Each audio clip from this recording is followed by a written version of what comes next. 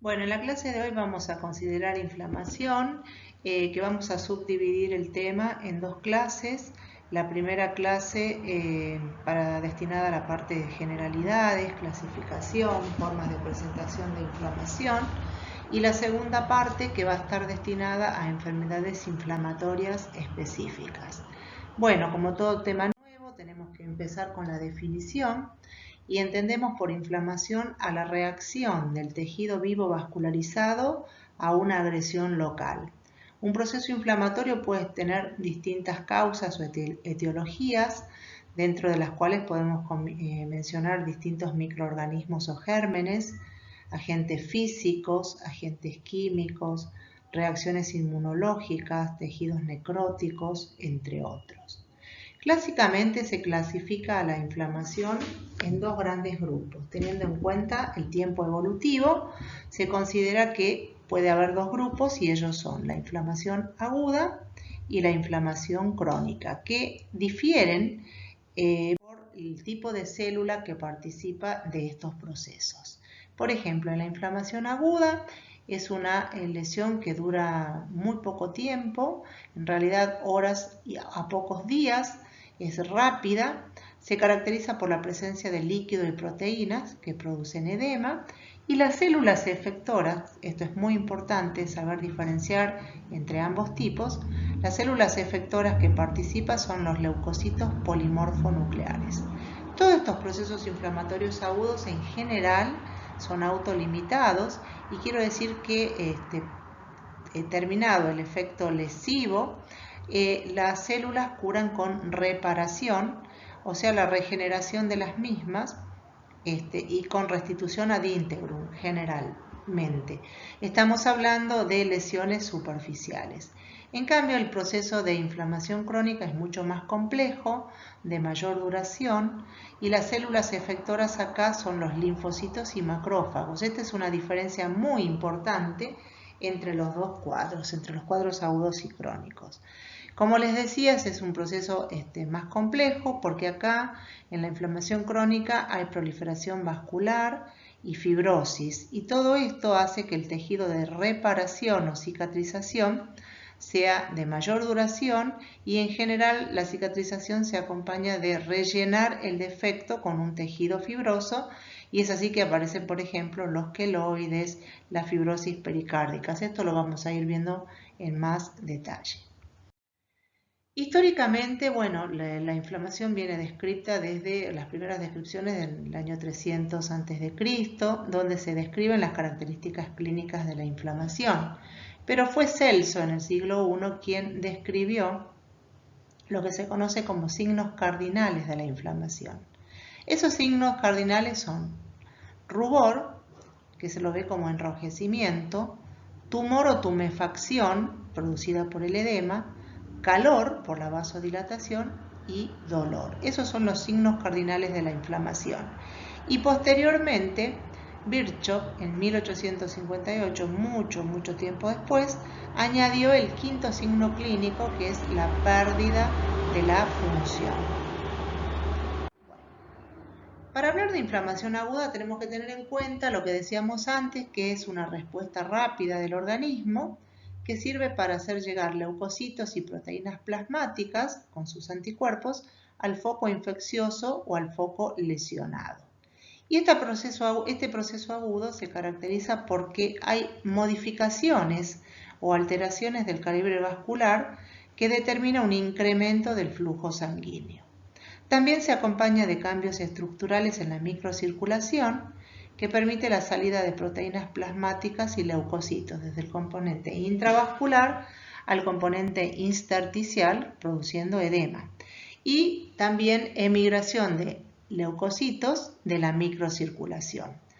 ¿Cuál es la función de todo esto? Bueno, fundamentalmente es controlar y depurar el tejido dañado, proteger contra infecciones locales y permitir el acceso al sistema inmune. Existen distintos estímulos para la inflamación aguda, y entre algunos podemos mencionar las infecciones, la necrosis celular, la presencia de cuerpos extraños o bien las reacciones inmunitarias, que en este último caso, las reacciones de hipersensibilidad, suelen asociarse a inflamación crónica porque se mantiene la producción de citoquina por parte de los linfocitos T y otras células. Bueno, la secuencia de acontecimientos que se dan durante el proceso inflamatorio lo podemos subdividir en tres grupos. Por un lado tenemos reacciones de los vasos. El segundo acontecimiento es la reacción o la participación de los leucocitos. Y el tercero es la finalización de la respuesta inflamatoria aguda. Vamos a hablar de cada uno de ellos. Bueno, ¿cómo participan los vasos en la inflamación aguda? Los vasos sufren cambios que maximizan la salida de proteínas y células plasmáticas desde la circulación al foco de la lesión. Este proceso se llama exudación. Y si analizamos el gráfico, podemos ver que acá en la parte en A tenemos un vaso sanguíneo normal, donde vemos que a ambos extremos o en ambos extremos tenemos un equilibrio entre los niveles de presión hidrostática y presión coloidosmótica, lo cual determina que exista un flujo sanguíneo laminar. ¿Qué implica ello? Bueno, eso quiere decir que las células de la sangre circulan por el eje central del vaso y próximo o vecino a las paredes de los vasos circula el plasma. La circulación de las células y del plasma lo hacen a distintas velocidades. Y eso está dado, ¿por qué? Porque en la parte central circulan las células que van más lentamente y en la parte periférica el plasma. Pero ¿qué pasa?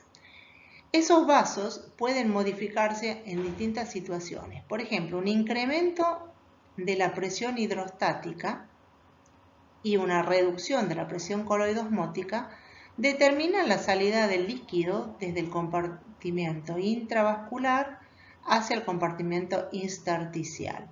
Y teniendo en cuenta las características bioquímicas de esos líquidos, podremos tener un líquido de edema que será un trasudado o un exudado. Exudado es un líquido extravascular inflamatorio que tiene una alta concentración de proteínas, restos celulares y una densidad mayor a 1020. Indica permeabilidad vascular anormal. Trasudado es un líquido con baja concentración de proteínas, escasas o nulas células y una densidad inferior a 1012 e indica desequilibrio osmótico sin aumento de la permeabilidad. Agrego además otro término, pus o exudado purulento, que es un exudado inflamatorio rico en leucocitos, neutrófilos, restos de células muertas y microorganismos.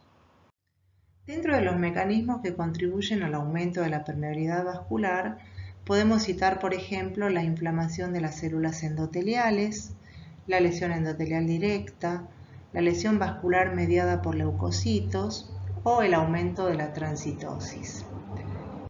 Bueno, en estos gráficos les muestro, por ejemplo, distintas situaciones de células endoteliales en las cuales, como consecuencia de mediadores vasoactivos, en la primera imagen, vemos que se produce la contracción de células endoteliales, dejando espacios que aumentan la permeabilidad vascular. En el segundo gráfico lo que mostramos es la lesión directa de la célula endotelial, que puede ser producida por tóxicos o quemaduras o sustancias químicas que directamente lesionan la célula, produciendo un aumento de la permeabilidad vascular. Otro ejemplo serían las lesiones dependientes de los leucocitos, en donde lo que vemos acá en el gráfico superior es la presencia de leucocitos polimorfonucleares que liberan sustancias que lesionan las células endoteliales y determinan también la aparición de espacios o hendiduras que aumentan la permeabilidad vascular. Y el último ejemplo, el aumento de la transitosis, que suele darse en las vénulas. La transitosis es el depósito de sustancias o de pequeñas vacuolas a nivel de las células endoteliales, las cuales después coalescen y llegan a formar directamente una comunicación entre la luz del vaso y el exterior, y esos espacios aumentan la permeabilidad. En este gráfico se resumen los acontecimientos celulares que se suceden en la inflamación. Bueno, vamos a hablar de ellos y podemos dividir los acontecimientos leucocitarios en marginación, adherencia, emigración y quimiotaxis, fagocitosis y degranulación, liberación de productos leucocitarios. Vamos a analizar cada uno de ellos y vamos a volver a ver el gráfico donde se resumen todos estos acontecimientos celulares. Marginación. Para explicarla tenemos que recordar que normalmente los glóbulos rojos, los leucocitos polimorfonucleares, se ubican centralmente en los vasos. Cuando se enlentece el flujo sanguíneo, los leucocitos se alejan del centro y se ponen en contacto con el endotelio hasta cubrirlo en su totalidad, y ese fenómeno se denomina pavimentación. Adherencia. Tras la marginación, los leucocitos polimorfonucleares se adhieren al endotelio. Esto lo pueden hacer por la presencia de moléculas de adhesión que actúan estimulando a los leucocitos polimorfonucleares, al endotelio o a ambos. Estas moléculas son citocinas, productos bacterianos, leucotrienos, factores activadores de plaqueta, entre otros. Y así como tenemos moléculas que facilitan el proceso de adhesión o adherencia, también existen factores que inhiben, favoreciendo la finalización de este acontecimiento.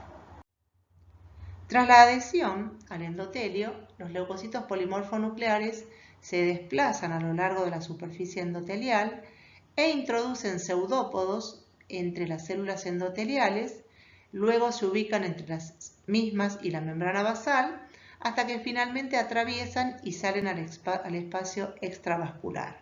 Los glóbulos rojos acompañan a los leucocitos saliendo con ellos. Y acá de nuevo el gráfico donde muestra la circulación normal y todos los fenómenos de marginación, rodamiento, adherencia y migración hasta la salida de los leucocitos polimorfonucleares del vaso al espacio intersticial para finalmente, por quimiotaxis, dirigirse hacia donde se encuentra el estímulo lesivo. Quimiotaxis. Quimiotaxis es la emigración unidireccional de las células hacia una atracción o gradiente químico. Existen factores quimiotácticos endógenos y exógenos, productos bacterianos, la fracción C5A del complemento, productos de la vía de la lipoxigenasa, especialmente los leucotrienos B. La quimiotaxis se desarrolla por la presencia de receptores específicos para agentes quimiotácticos en las membranas de los leucocitos, lo cual determina la activación de la fosfolipasa C con aumento de calcio intracelular y activación de la proteína quinasa C. Las actividades biológicas resultantes de la activación de los leucocitos comprenden quimiotaxis, elaboración de metabolitos del ácido araquidónico, secreción y degranulación. Muy importante para recordar lo que ocurre en la inflamación aguda, o sea, en las primeras 24 horas predominan los neutrófilos y estos son sustituidos posteriormente por los monocitos. Esto pasa por la vida media de los diferentes tipos celulares. Bueno, y acá se resumen todos los acontecimientos celulares que participan en la inflamación hasta la quimiotaxis que llega al estímulo lesivo para tratar de bloquear o determinar ese proceso inflamatorio. Fagocitosis. La fagocitosis se desarrolla en diferentes etapas. Por un lado, o en primer momento, hay un reconocimiento de la partícula, el leucocito. La segunda etapa es una interiorización con posterior formación de fagosomas y finalmente la destrucción y degradación del material ingerido. Este proceso de fagocitosis se inicia por la interacción de receptores membrana celular, opsoninas, que son proteínas del huésped que recubren al microorganismo. En este gráfico podemos ver una célula que tiene en superficie receptores, que son los receptores de opsoninas, que reconocen al microorganismo, la bacteria, se fijan. Una vez que se fijan, la célula emite pseudópodos, capta a ese microorganismo, emite pseudópodos, lo va englobando, genera una formación de de un fagosoma, y cuando lo interioriza en la célula, le libera todas las sustancias que lo van a degradar. En esta imagen podemos ver una trompa uterina normal con 10 por. Lo que estamos viendo son las fimbrias de la luz de la trompa, y en periferia tenemos vasos ectásicos repletos de sangre. Eso es una trompa normal. Acá lo vemos a mayor detalle, las fimbrias desplegadas, revestidos por un epitelio. Y acá podemos ver una pieza de un anexo de histerectomía, donde del lado izquierdo vemos un área roja, y a diferencia del lado derecho no podemos identificar el ovario y la trompa uterina. Histológicamente, lo que estamos mostrando acá a muy bajo aumento, 10 por, es una trompa uterina, y lo que se ve más basófilo, de color azul, corresponde a una inflamación aguda. A mucho aumento o a mayor aumento de esa inflamación aguda, vemos que predominan los leucocitos polimorfonucleares, y ahí lo tienen a mayor detalle para ver que son todas las células que participan de ese proceso inflamatorio agudo. Bueno, existen variables que modifican el esquema de la inflamación, y entre ellas podemos citar la naturaleza e intensidad de la agresión. ¿Qué quiero decir? No es lo mismo un proceso inflamatorio superficial a uno que comprenda o que comprometa órganos internos.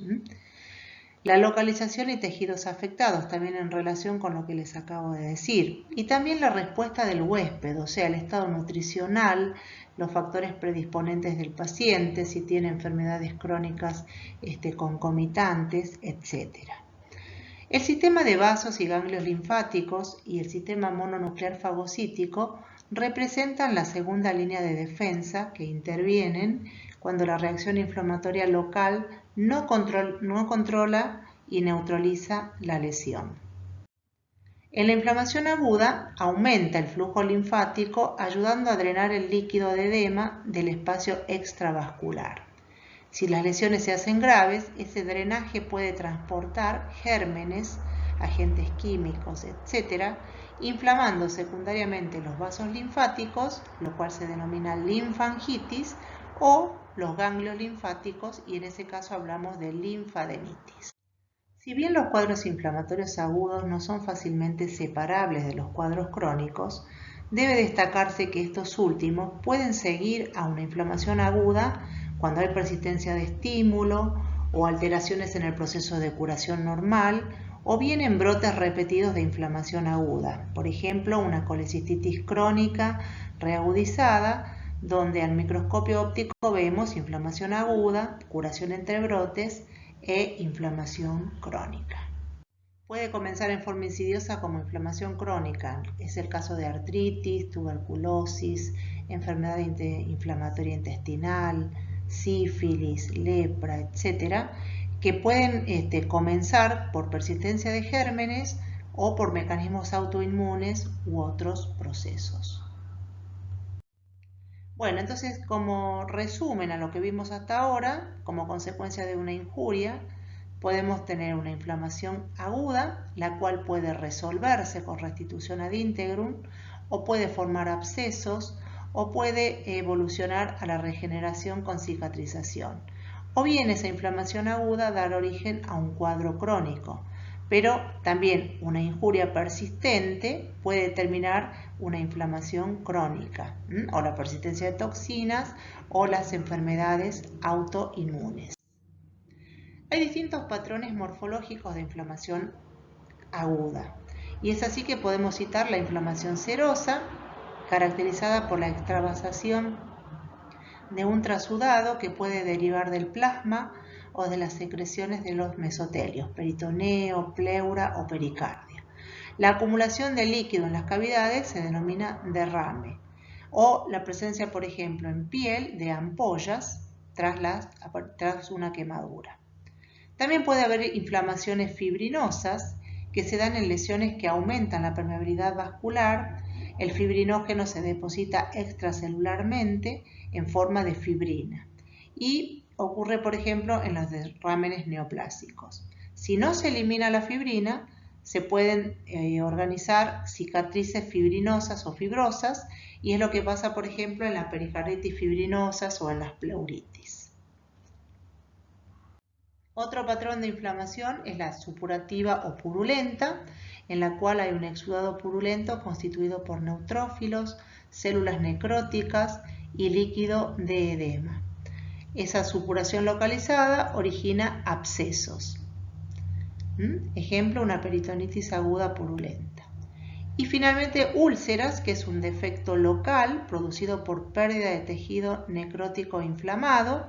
En fase aguda hay un infiltrado de leucocitos polimorfonucleares acompañado de dilatación vascular, y en fase crónica hay una proliferación fibroblástica con cicatrización y acúmulos de linfocitos, macrófagos y células plasmáticas. El ejemplo típico de las úlceras son las úlceras pépticas, que vamos a ver cuando estudiemos tubo digestivo.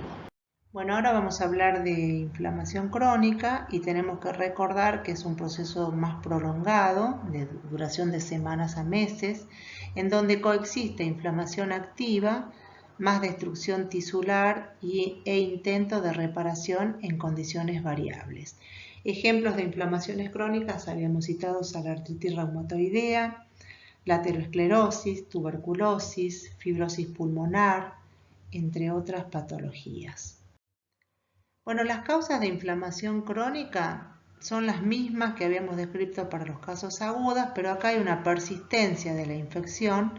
Es el caso de la sífilis, tuberculosis, hongos. Hay una toxicidad baja, pero una reacción de hipersensibilidad retardada. A veces lleva a una respuesta inflamatoria de tipo granulomatoso, como lo que vemos en la tuberculosis. También otra causa son las enfermedades autoinmunes, como el lupus eritematoso, la artritis reumatoidea, la esclerosis múltiple, enfermedades alérgicas, entre otras, o exposición prolongada a agentes potencialmente tóxicos. Esos agentes pueden ser exógenos, el sílice, por ejemplo, pacientes que trabajan en contacto con el sílice, o endógenos, como ser, por ejemplo, los lípidos que en exceso van a formar placas de aterosclerosis. Características morfológicas de la inflamación crónica. Bueno, la principal diferencia con la inflamación aguda eran las células efectoras, y dijimos que acá predominan las células mononucleares, que son los macrófagos, linfocitos y células plasmáticas.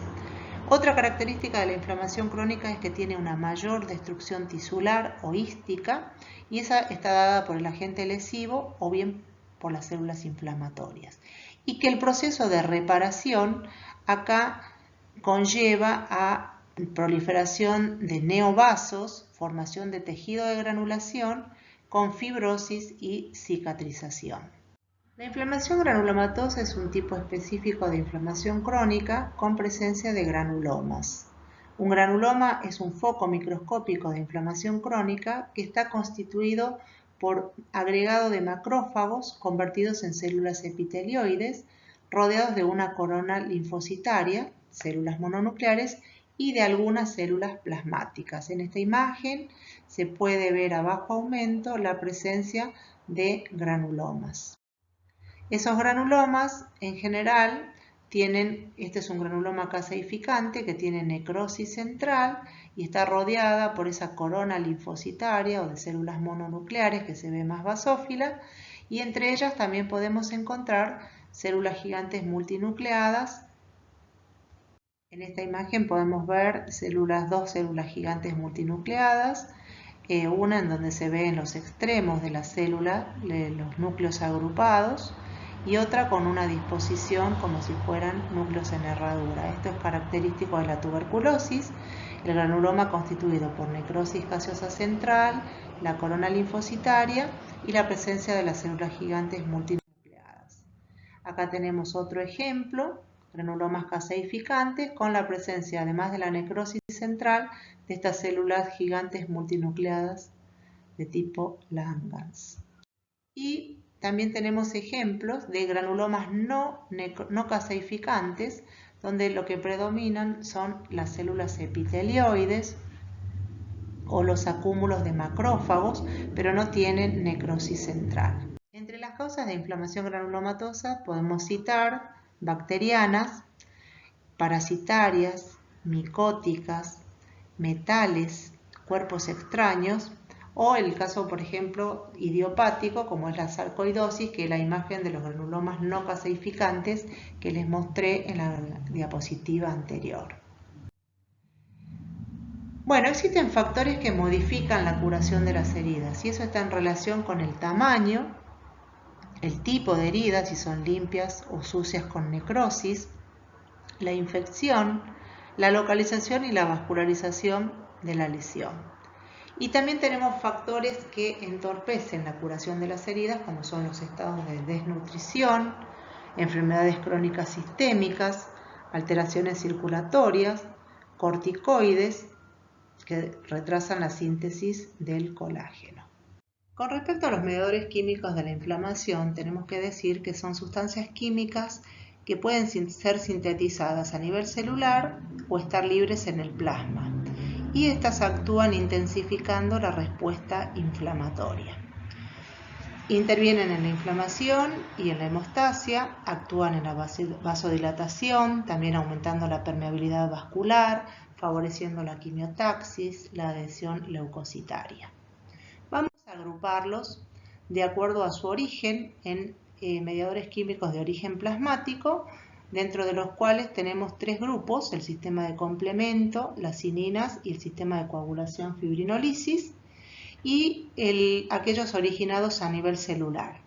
A nivel celular pueden estar como preexistente, como es el caso de las aminas vasoactivas, la histamina, la serotonina y enzimas lisosómicas, o sintetizados de nuevo, como son las prostaglandinas, leucotrienos, citocinas, el factor activador de plaquetas. Empezamos por el sistema de complemento y sabemos que está formado por 20 proteínas, participa en una serie de reacciones en el sistema inmunitario, las cuales son útiles en la defensa antimicrobiana.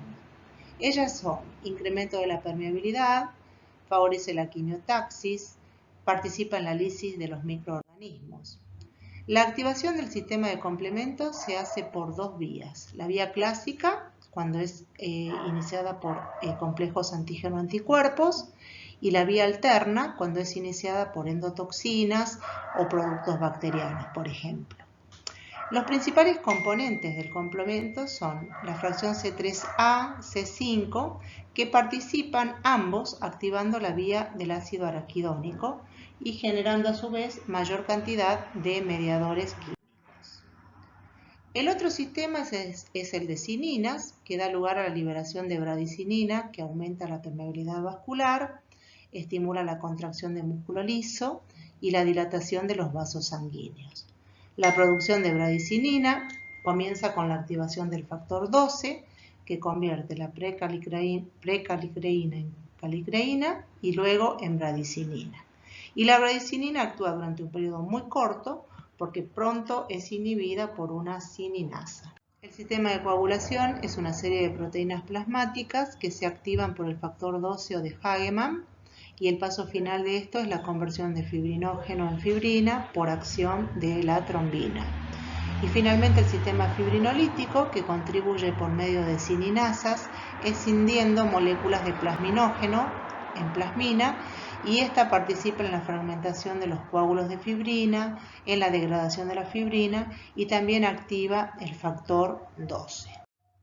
Con respecto a los metabolitos del ácido araquidónico, normalmente este ácido se encuentra unido a los fosfolípidos de membrana, por lo tanto, para actuar debe separarse de estos fosfolípidos, y ello lo hace por medio de las vías de la ciclo y lipooxigenasa, generando metabolitos cuya función es participar en distintos momentos de la inflamación. La vía de la lipooxigenasa origina productos intermedios como son los leucotrienos, que tienen actividad quimiotáctica, vasoconstrictora y broncoconstrictora. Y la vía de la ciclooxigenasa también origina productos intermedios, pero en este caso como las prostaciclinas D1, que participan disminuyendo la agregación plaquetaria, aumentando el edema y produciendo vasodilatación. También producen tromboxano A2, que participa en la agregación plaquetaria y la vasoconstricción, y las prostaglandinas E, D y F, que participan en la vasodilatación y el incremento de edema. El factor activador de plaquetas puede ser elaborado por distintas células como los monocitos, basófilos, neutrófilos y las células endoteliales y provoca la mayoría de los signos de la inflamación. A bajas concentraciones provoca vasodilatación e incremento de la permeabilidad. Además produce vasoconstricción, broncoconstricción y estimula la síntesis de otros mediadores químicos como prostaglandinas y leucotrienos. Bueno, las citocinas son polipéptidos de linfocitos y monocitos activados. Otros son producidos por células no linfoides como las interleuquinas, especialmente la 1, y el factor de necrosis tumoral. Ambos son producidos por distintos tipos celulares y actúan sobre los endotelios y fibroblastos, produciendo síntesis de moléculas de adhesión, síntesis y secreción de prostaglandinas 1 y síntesis y secreción de factor activador de plaquetas. La histamina se encuentra en gránulos de células cebadas, basófilos y plaquetas. Es importante en las respuestas inflamatorias iniciales y en la reacción inmediata de hipersensibilidad mediada por prostaglandinas.